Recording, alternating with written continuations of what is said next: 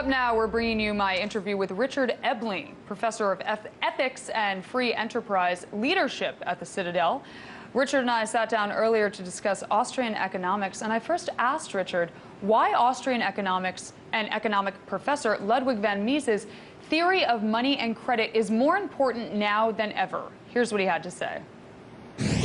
Well, I would argue that Mises' theory of money in the business cycle is so crucial because it explains in a way that the Keynesians were never able to show that the cause of the booms and busts of the upturn and the downturn is in fact not something inherent in the market itself, but is in fact due to the mismanagement and misdirection of monetary and credit policy by the central bank, by the government itself.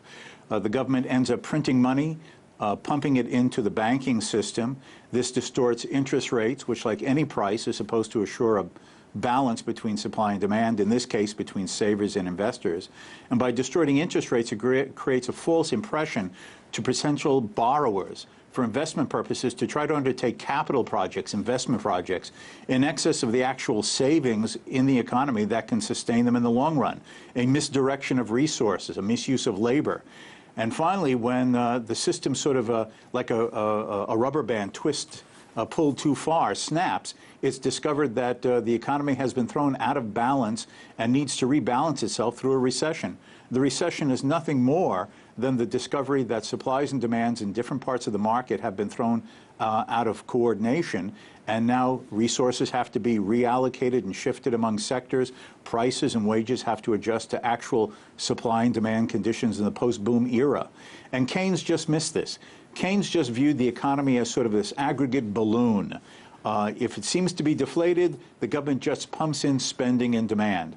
If it seems to be getting too blown up, the government just sucks air out of it. And that's a very crude and unhelpful way of understanding how the economy works, because the government itself, by trying to pump air into the economy or suck it out, is in fact the cause of these cycles, not the market itself.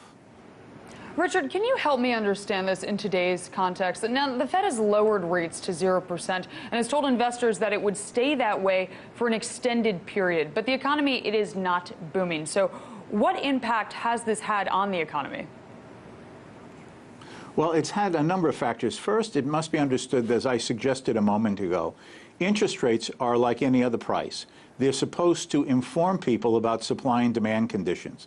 They're supposed to tell people what people's real demand is for goods and services and what other people would be willing and able to supply it at. The Federal Reserve, by basically pushing key interest rates to virtually zero, has ended a price mechanism in the financial markets. How do we know the actual available of people's savings for investment purposes? How do we know what people would really find to be profitable relative to the cost of market-based borrowing to undertake an investment? We don't know any of this. And that's the fundamental distortion that has been introduced. On top of it, over the last 5 years or so, the Federal Reserve has pumped in nearly $4 trillion of extra money into the financial markets. That, in my opinion, has created much of this new stock market boom that has been experienced, while the rest of the economy has remained fairly sluggish. At the same time, while it has pumped $4 trillion into the banking system, many viewers may wonder, well, why haven't we seen significant price inflation? Because at the same time, the Federal Reserve has been playing sort of a game. It created all this money, but it's been paying banks not to lend the money out for the most part. Almost 3/4 of that money are sitting in the banks unlent. Why? Because basically they're paying financial institutions a slightly higher rate of interest than the practically zero that they could earn from lending to you or me and just sitting it as idle cash. Now, at some point, if all of that money starts being pumped into the economy because market conditions actually improve and people feel that they can afford to offer higher rates of interest to borrow actual money for investment and other purposes, all that money created by the Federal Reserve will just stream into the financial markets and then the real markets, and we do have the danger, looking a bit ahead, of actual significant price inflation. Recently, the drop in oil prices has been very big in the news, but what's interesting to me, at least, is the gobs of money being heaped onto the shale oil industry. Everyone says the interest in fracking is the result of high oil prices, but couldn't low interest rates have something to do with the profitability of this very capital-intensive industry? I think it's actually both. There's no doubt about it that the world economy has had a growing demand for energy sources for decades now.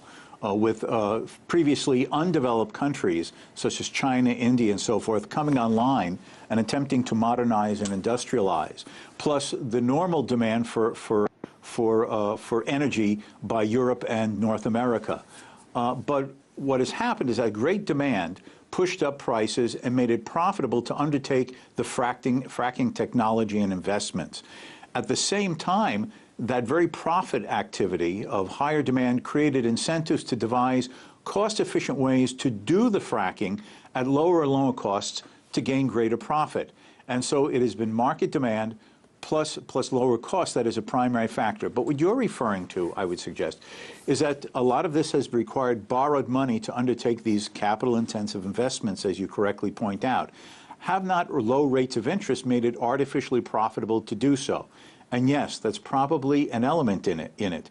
And if market rates of interest were actually to start rising to actual market supply and demand levels again, and given the slowdown in demand for energy because of the sluggishness of the European economy, the slowdown in China, that profitability in fracking could easily start diminishing.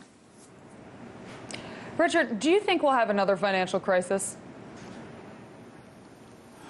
Well, any economist who claims to have a watertight crystal ball and saying that he knows that a crisis will occur and when it will occur is actually nothing more than the old sorcerer who's reading the entrails of the goose. But like causes do bring about like effects in the social world as in the natural world. And when the Federal Reserve, the central bank, pumps in this much money into the economy, creates these artificial booms as we've seen in the financial markets, and in my opinion, a great degree of even the amount of recovery that we've seen in, quote, the real sectors of the economy, it is very likely that at some point in the not-too-distant future, we will see a significant correction again, and that correction will be a new readjustment in the face of the artificial stimuluses that Federal Reserve easy money policy and artificially low rates of interest will have created. That was Richard Ebeling, professor of ethics and free enterprise leadership at the Citadel. Time now for today's Big Deal.